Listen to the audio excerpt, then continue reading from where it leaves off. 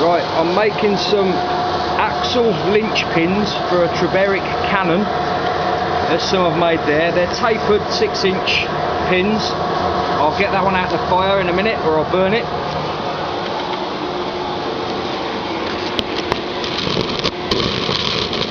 Don't know how this will work, but we'll give it a go.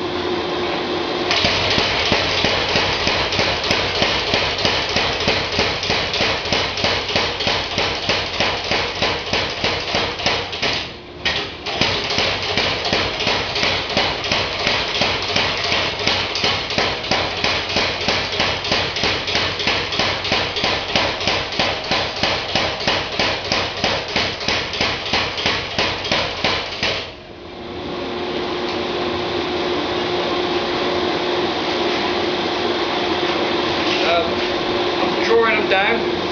This bit goes over the axle, then the taper bit goes in the actual block of the timber frame that holds the cannon. Doing loads of these and some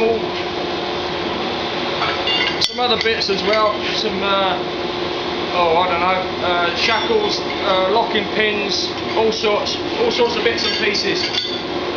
Lots of work, nice stuff to do. See you later.